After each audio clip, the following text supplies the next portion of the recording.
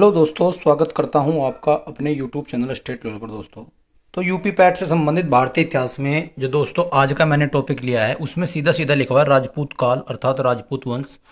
तो आज देखते हैं राजपूत वंश से संबंधित कौन कौन से वंश इसमें आए और क्या क्या हमें इसमें देखने को मिलता है।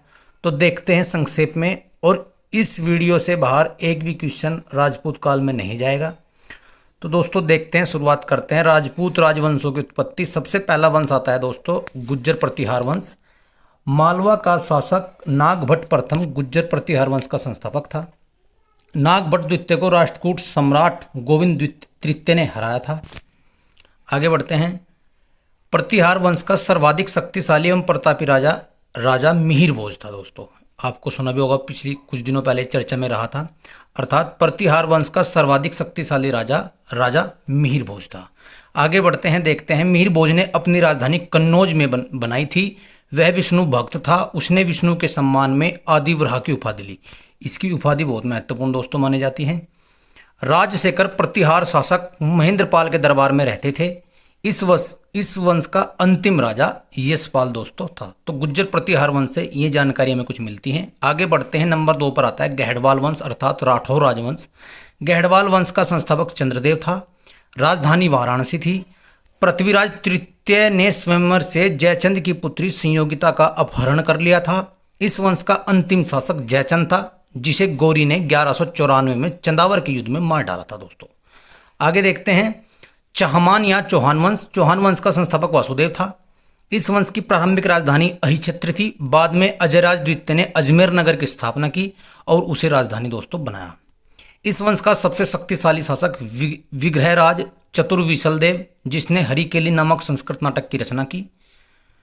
चौथे नंबर पर पॉइंट आता है सोमदेव विग्रहराज चतुर्थ के राजकवि थे। इन्होंने ललित विग्रहराज नामक नाटक लिखा। पृथ्वीराज तृतीय इस वंश का अंतिम शासक था। चंद्रवरदायी पृथ्वीराज तृतीय का राजकवि था, जिसकी रचना पृथ्वीराज रासो है। ये रचना बार बार एग्जाम में दोस्तों पूछी जाती है कि चंद्रवरदायी किसके दरबार में रहते थे, तो पृथ्वीराज चौहान तृतीय के दरबार में। रणथंभौर के जैन मंदिर का शिखर पृथ्वीराज तृतीय ने बनवाया था। तराइन का प्रथम युद्ध से भली भांति आप परिचित हैं 1191 में, जिसमें पृथ्वीराज तृतीय की विजय हुई थी, गौरी की हार हुई थी। और तराइन के दूसरे युद्ध में गौरी जीत गया था और पृथ्वीराज तृतीय की हार हुई थी। दोस्तों अगला वंश आता है चौथे नंबर पर परमार वंश, जिसके संस्थापक उपेंद्र राज थे। इसकी राजधानी धारानगरी थी, जिसका प्राचीन नाम अर्थात प्राचीन में से उज्जैन भी कहते थे, या उज्जैन इसकी प्राचीन राजधानी थी। परमार वंश का सर्वाधिक शक्तिशाली राजा राजा भोज था। राजा भोज ने भोपाल के दक्षिण में भोजपुर नामक झील का निर्माण कराया था। कविराज की उपाधि से विभूषित शासक दोस्तों यही था। आगे बढ़ते हैं, देखते हैं। भोज ने अपनी राजधानी में सरस्वती मंदिर का दोस्तों निर्माण कराया था। अगला वंश आता है चंदेल वंश। प्रतिहार साम्राज्य के पतन के बाद बुंदेलखंड की भूमि पर चंदेल वंश का स्वतंत्र राजनीतिक इतिहास प्रारंभ हुआ। बुंदेलखंड का प्राचीन नाम जेजाकू भुक्ति था। चंदेल वंश का संस्थापक नन्नुक था। इसकी राजधानी खजुराहो थी। ये भी पूछा जाता है खजुराहो मंदिर का निर्माण किसने कराया, तो चंदेल शासकों ने कराया। बड़ा इंपॉर्टेंट क्वेश्चन है दोस्तों। इसकी राजधानी कालिंजर महोबा थी। राजा धंग ने अपनी राजधानी कालिंजर से खजुराहो स्थानांतरित की थी। चंदेल वंश का प्रथम स्वतंत्र एवं सबसे प्रतापी राजा यशोवर्मन था। यशोवर्मन ने कन्नौज पर आक्रमण कर प्रतिहार राजा देवपाल को हराया तथा उसे एक विष्णु की प्रतिमा प्राप्त की, जिसने खजुराहो के मंदिर में उसे स्थापित की। आगे देखते हैं। धंग के जिननाथ विश्वनाथ वैद्यनाथ मंदिर का निर्माण कराया धंग ने। कंदरिया महादेव का निर्माण धंगदेव द्वारा 999 ईस्वी में किया गया। धंग ने गंगा जमुना के संगम में शिव की आराधना करते हुए अपने शरीर का त्याग किया। ये कुछ मंदिर के अवशेष देखने को मिलते हैं। सबसे अंतिम नंबर पर दोस्तों आता है सोलंकी वंश अथवा गुजरात के चालुक्य वंश। सोलंकी वंश का संस्थापक मूलराज प्रथम था। राजधानी अहिनवाल थी। मूलराज प्रथम शैव धर्म के अनुयायी था। भीम प्रथम के शासनकाल में महमूद गजनवी ने सोमनाथ मंदिर पर आक्रमण किया। ये क्वेश्चन बार बार एग्जाम में आता है कि जब महमूद गजनवी ने सोमनाथ मंदिर पर आक्रमण किया, उस समय गुजरात में किसका शासन था दोस्तों, तो भीम प्रथम का था।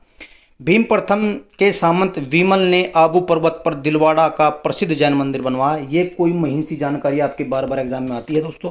सोलंकी वंश का प्रथम शक्तिशाली शासक जय सिंह सिद्धराज था दोस्तों। तो अब देखते हैं, आगे बढ़ते हैं। प्रसिद्ध जैन विद्वान हेमचंद जय सिंह सिद्धराज के दरबार में था। माउंट आबू पर्वत राजस्थान पर एक मंडप बनाकर जयसिंह सिद्धराज ने अपने सातों पूर्वजों को गजारोही मूर्तियों की स्थापना की। ये इसकी एक आकृति भी दी हुई है दोस्तों यहाँ पर। तो अब देखते हैं इस राजपूत वंश से संबंधित कुछ महत्वपूर्ण प्रश्नों को जिसको मैंने इसमें ऐड किया है दोस्तों। लगभग 15 प्रश्न हैं और ये 15 के 15 प्रश्न काफी महत्वपूर्ण हैं। तो आइए देखते हैं जो जो आपने पहले पढ़ा उसके आधार पर क्वेश्चन लगाते हैं दोस्तों। सबसे पहले गुज्जर प्रतिहार वंश की स्थापना किसने की दोस्तों? तो मैंने अभी बताया था दोस्तों आपसे, नागभट्ट प्रथम ने की दोस्तों। पीछे गया क्वेश्चन। महान प्रतिहार राजा था, यह आपने बता ही दिया, मिहिर भोज था दोस्तों, मैंने बताया है। राजशेखर किस प्रतिहार शासक के दरबार में रहते थे? ये भी पीछे गई है बात, मेंदलपाल प्रथम के। गुज्जर प्रतिहार शासकों में किसकी उपाधि आदिवरा थी? तो ये भी इंपॉर्टेंट क्वेश्चन है, मिहिर भोज की उपाधि थी दोस्तों। निम्नलिखित में से कौन सा शासक गुज्जर प्रतिहार राजवंश से संबंधित दोस्तों नहीं है? तो भारत भट्ट प्रथम दोस्तों नहीं है। आगे देखते हैं, किस पर स्वामित्व के लिए पाल प्रतिहार राष्ट्रकूट के बीच त्रिपक्षीय संघर्ष हुआ दोस्तों? तो सबने पता है दोस्तों, कन्नौज, क्योंकि कन्नौज उस टाइम पर काफी प्रख्यात नगरी थी दोस्तों। निम्नलिखित में कौन त्रिकोण संघर्ष का हिस्सा नहीं था? तो प्रतिहार, पाल, राष्ट्रकूट थे, चोल इसका हिस्सा नहीं थे। आगे बढ़ते हैं, त्रिपक्षीय संघर्ष की पहल किसने की? ये काफी महत्वपूर्ण क्वेश्चन है, वत्सराज ने की, वत्सराज ने। निम्नलिखित में से किस प्रतिहार राजा ने प्रभास की उपाधि ली थी दोस्तों? तो दोस्तों ये ली थी मिहिर भोज ने। आगे बढ़ते हैं, मिहिर भोज राजपूतों के किन कुल से संबंधित था? तो मैंने बताया था पहले ही, ये था दोस्तों प्रतिहार से। आगे देखते हैं, गढ़वाल वंश का संस्थापक कौन था? तो दोस्तों मैंने बताया था चंद्रदेव, ये भी पीछे चला गया।